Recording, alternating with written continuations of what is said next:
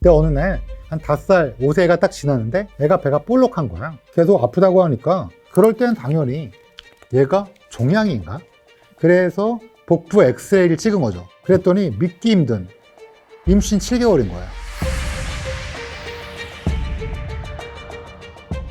안녕하세요. 서울대학교 의과대 법의학교실 유성호입니다.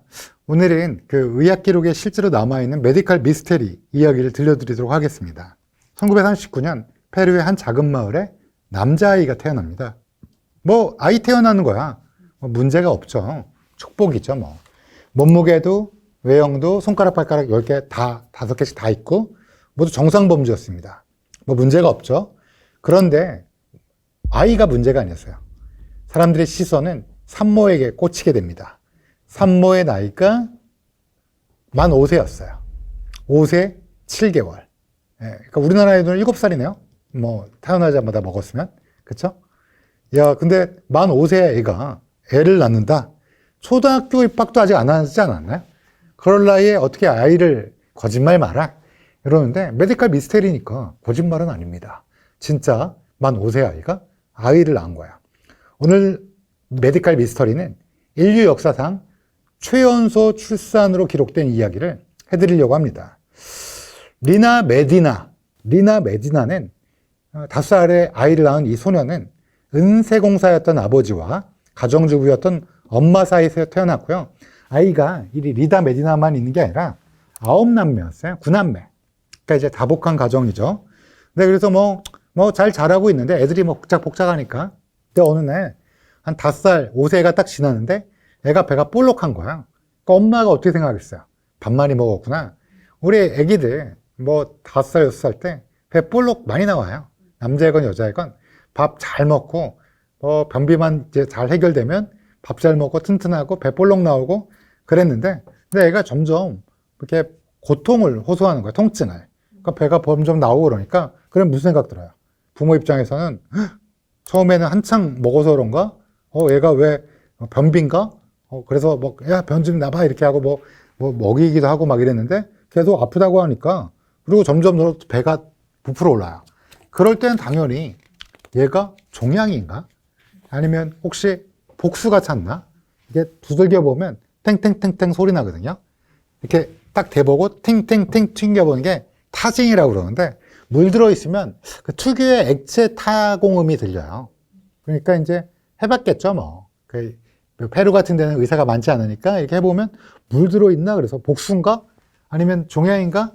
그래서 딱 갔더니 의사가 처음에 딱 보고 야, 이거 종양인가 보다. 왜냐면 소아 종양도 간에도 헤파토블라스토마 이런 좀 희귀한 질병이고 윌름 투머 이런 희귀한 질환이 배가 복수와 함께 종양이 커질 수 있으니까 그건가 보다 그랬어요. 그래서 복부 엑스레이를 찍은 거죠. 이거 빨리 해봐야겠다. 그랬더니 믿기 힘든 임신 7개월인 거예요. 원래 아기가 들어있으면 엑스레이 안 찍거든요. 초음파 찍는데 누가 상상을 해요. 5살짜리 애가 배가 볼록하고 아파요 막 이러니까 의사가 이거 큰일 났다. 혹시 뭐가 들어있지 하고 찍었더니 아기가 들어있는 거예요. 그것도 임신 7개월. 당시 의료진이 작은 마을의 의료진이 엑스레이 찍은 다음에 깜짝 놀란 거죠. 페루의 수다인 리마로 아이를 긴급히 옮깁니다. 내가 틀렸나? 내가 돌팔인가? 막 자괴감에 빠질 거 아니에요. 5살짜리가 말도 안 되잖아. 그러니까 이렇게 딱 보냈는데 리마에 있는 최고의 병원 의사들도 잠깐만 임신 맞는데 실제로 임신이라는 확진을 하게 됩니다. 그리고 6주 뒤에 1939년 5월 14일에 3명의 집도이가 제왕절개로 2.7kg의 건강한 아이를 출산합니다. 아이를 낳을 수가, 그러니까 원래 질내 분만이 원래 일반적인데 이 아이는 5살짜리 꼬맹인데 애가 애를 뵌 거예요. 그러니까 어때요? 이게 질내 분만 안 되니까 그 시제 1930년대 제왕절개를 한 거죠. 그래서 건강한 아이가 나온 거예요. 수술 당시 당연히 확인을 뭘 하냐? 자궁이랑 난소를 확인합니다. 보이니까. 그랬더니 성인 여성 상태였던 거야. 정말 말도 안 되잖아요. 처음에는 이제 페루에서 5살짜리 애가 애를 낳았다. 그리고 자궁과 난소가 성인의 그것이었다. 보도를 하니까 니들 또 구라구나 막 이러면서 말도 안 돼 그러면서 처음에 무시했는데 의료진이 남긴 기록, 여러 가지 거, 또 프랑스의 학술지 기록을 보고 세계 의사들은 깜짝 놀라게 됩니다. 그 애기 낳았잖아. 이름 줘야 될 거 아니에요? 의사 선생님 이름을 따서 헤라르도, 게라르도, 라틴 계열에서 읽으면 헤라르도라고 이름을 지었다고 해요. 그러니까 의사 선생님도 이름 지어주고 싶은 거지. 5살짜리 여자애를 내가 한 거다. 근데 애를 낳고 난 뒤에 문제가 뭐냐면 리나, 엄마가 오리둥절한 얘가 5살짜리 애가 뭘 알겠어요. 그러니까 얘가 내 아이인가가 아니라 얘가 뭐지? 내 배는 꺼졌는데 이렇게 안겨주는데 얘 뭐지? 하고 그래서 얘가 막 당황해하는 표정으로 병상에 누워서 인형을 만지고 또 아기를 안고 있는데 얘가 얼굴이 보시면 알아요. 약간 어리 나간 듯한 얼굴로. 뭐 당연하죠. 언제 내가 애를 낳을 수 있냐 생각해보면 사춘기 지나면서 우리가 어쩌면 애를 낳을 수도 있고 애는 배에서 나오고 그때 이제 몰래 이렇게 애는 어떻게 생기고 막 이런 얘기 듣고 뭐 이렇게 진행하는 게 일반적인데 5살짜리가 어떻게 알겠어요. 그러니까 의료진은 리나가 극단적인 성조숙, 그러니까 precocious puberty라고 그래서 성조숙이 일어나는 이유는 여러 가지가 있어요. 뭐 호르몬 이상이라든지 뭐 여러 가지 이유가 있긴 하고 최근에는 뭐 환경오염 때문에 또 여성 아이들이 일찍 성조숙이 된다 이런 얘기도 있는데 부모 말에 의하면 얘가 태어나고 생후 8개월 만에 규칙적인 월경이 있었대요. 생후 8개월 만에. 보통 우리나라 여성들은 모두 사춘기가 돼야지 보통 생기고 빨라야 초등학교 뭐 좀 중간 정도 됐을 때 이 정도인데 제 생각에는 제가 이거를 이제 의학적으로 논문을 사실 읽어보지는 않았어요. 그냥 워낙 특이한 스토리인데 극단적인 푸버티라고는 알고 있었는데 극단적인 성조숙이라고는 알고 있는데 아마도 호르몬 이상에 관련된 질환이 있지 않았을까? 뭐 잘 모르는 그때 당시에는 검사가 안 됐지만 옛날 1939년이니까 옛날이니까 종양이라든지 어떤 생식세포의 과발현, 과성숙이라든지 이런 대사 이상, 호르몬 이상에 의한 그렇지 않으면 이렇게 되기가 어렵거든요. 왜냐하면 인체가 자라나고 생식기가 자라나면서 이 호르몬 대사가 이루어지는 건데 이렇게 극단적인 성조숙증은 아마도 종양이나 이런 게 관련되지 않았을까 생각하고요. 얘가 그리고 4살 때부터 주기적으로 월경을 쭉 하다가 4살 때부터는 성인 수준의 가슴과 음모가 나기 시작했대요. 그러니까 자궁과 난소가 역시 성인과 유사한 수준이 아닐까. 유전적 질환 우어 종양이라든지 이런 거 유전적인 질환일 가능성도 높다고 보이고요. 결론적으로 생물학적으로는 애는 5살이지만 임신이 가능했다는 거죠. 결론적으로는 이제부터 뭐 해야 될까요?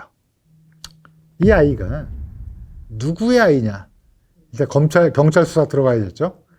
사회에선 당연히 난리가 났죠. 5살짜리가 임신했으면 아빠 누구야, 아빠. 근데 리나는 평생 죽을 때까지 이 질문에 대한 답을 하지 않았다고 그래요.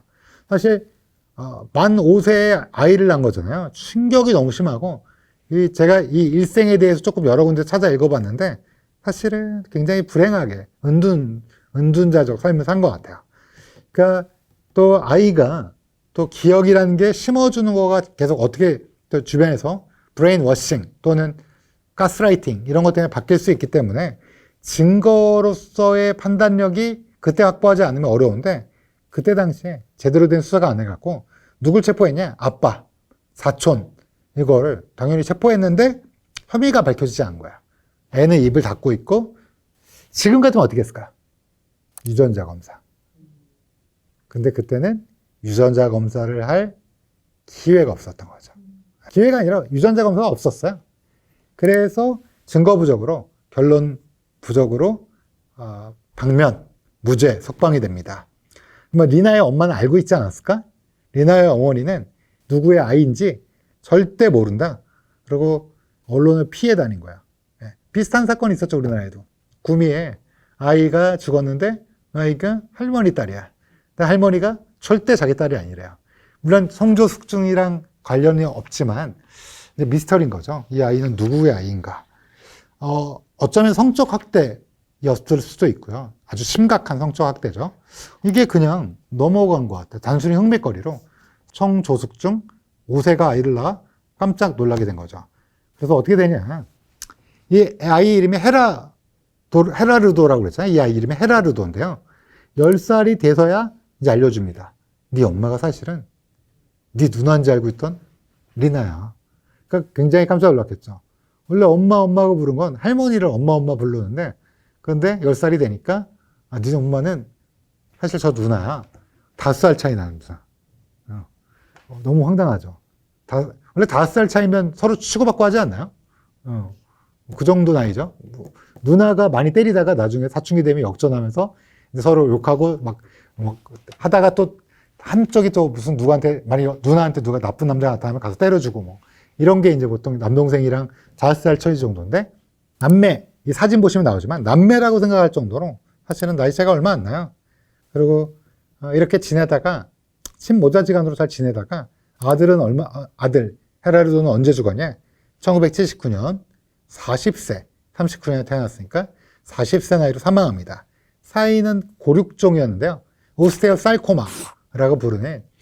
그런데 이게 제가 부검을 했으면 사실은 왜 고륙종이 생겼나를 알 수 있었을 텐데, 이 아이에 대한 기록은 흥미 이외에 정확한 기록이 많이 남아있지 않아서요. 그냥 고륙종, 뼈에 생기는 암이 가끔 있거든요. 되게 아이들한테 많이 생겨요. 청소년 때 많이 생기는데, 지금은 이제 저희 서울대학교 병원이나 아산, 삼성, 세브란스 같은 데서 치료를 열심히 하고 있습니다. 근데 그럼에도 불구하고 늦게 발견되면 또 치명적일 수 있으니까. 어찌됐든 고륙종으로 사망했습니다. 그러면 엄마 리나는 어떻게 살고 샀냐? 아들이 죽은 다음에 계속 입을 다물고 아빠가 누군지. 근데 5살 때 일을 기억을 할까요? 못할 것 같아요, 제 생각에. 그렇지만 너무나 큰 충격이기 때문에 어쩌면 기억할 수도 있는데, 그럼에도 불구하고 조용한 삶을, 언론을 피해서 살다가 한동안 직업을 이제 비서로 일하다가 1972년 다른 남자를 만나서 드디어 둘째 아이를 몇 년 만에 낳아요? 20 몇 년 만에 30대에 낳게 됩니다. 이후에도 이제 계속 지속적으로 이 여성에 대해서 인터뷰 요청이 알려졌는데 이제 다 거절하고 이제 조용히 연금 생활자로 살고 있고, 2000년대 초반까지는, 그때까지는 언론에 관심이 있어서 5세의 아이를 낳은 리나 해갖고 막 취재를 했는데, 근데 그다음부터는 소식이 없습니다. 아마 잊혀진 걸로 생각됩니다.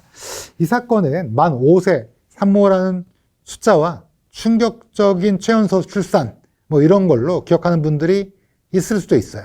혹시 알고 계셨나요, 여러분들? 근데 사실은 성조숙증 얘기를 하려는 것은 아니었고요. 성조숙증은 되게 여러 군데 생기는데, 그 얘기는 뭐 사실은 산부인과 선생님들이 더 잘해줄 수 있는 거고, 제가 한 거는 이 보호받아야 될 아이를 과연 누가 이런 잔혹한 짓을 했고, 제가 좀 안타까운 건 그 다음 일이에요. 사실 누가 그랬는지를 밝혔어야 되는 게 아닌가, 사회적 정의를 위해서. 단순히 이게 그냥 5살짜리 애가 낳았대, 근데 애 아빠가 누군지 몰라, 이러고 끝냈어야 될 일인가. 물론 1930년대인데요 이렇게 얘기하더라도 이 여성의 삶을 보면 순탄치 않았을 거다 라는 생각이 듭니다. 어쨌든 좀 신비한, 이게 가능한가요? 그러는데 가능합니다. 왜냐하면 신뢰가 있으니까. 성조숙증. 근데 성조숙증이 되면 안 좋은 게, 너무나 일찍 성조숙이 되면 이게 호르몬과 관련된 일이라 성장 호르몬과도 관련돼 있어 키가 안 커요. 일찍 성조숙증이 오면. 잣대가 있다는 옛날 우리 과거에 말이 있고요. 또 성조숙증이 지나치게 온다는 것 자체가 사실 호르몬에 영향이 있을 수 있고 뭐 여러 가지 문제가 생길 수도 있으니까, 만약에 우리 아이가 조금 성조숙 좀 빠르다, 그럼 가까운 여자아이나 남자아이 같은 경우에 소아과, 산부인과도 좋습니다. 산부인과와 소아과에 한 번쯤 아이들을 진료를 받아보신 게, 그리고 원인을 찾아서 교정할 수 있는지, 혹시 빠르다면 뭐 약간 빠른 거 이런 거는 상관없는데요. 지나치게 빠르다, 뭐 초등학교 1학년인데 뭐 예를 들면 너무 뭐 성숙기가 온다 그러면 빨리 병원에 가셔야 돼요. 그래서 그런 것들을 한번 확인해보는 시간이 됐습니다. 네, 이거는 그러면 어떤 뭐 성조숙증 치료나 이런 걸로 인해 뭐 다시 되돌리거나 막을 수 있는 건 아니에요? 처음에 이 아이가 태어났을 때 뭐 그 어머니가 주기적인 월경을 했다고 그랬잖아요. 그때 왔어야죠. 근데 그게 가능한, 아무리 호르몬이라도 그 5살 그러면 원래 여성은 난소에 난자를 갖고 태어나요.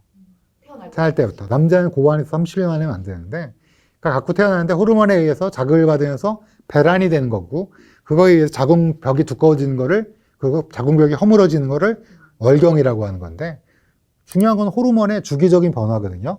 근데 이 호르몬의 주기적인 변화가 멈추는 거를 우리가 이제 폐경이라고 하는 거고, 그 기간이 가임기라고 흔히 부르는 시기고, 그러면 요게 유지되는 게 시작점이 있을 거 아니에요? 끝나는 점도 있고, 그 시작점이 처음에 호르몬의 영향이란 말이야.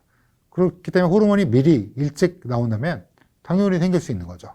자궁에 에스트로겐과 프로게스테론이 주기적으로 나왔다. 그러면 그걸 막았어야 되죠, 원래.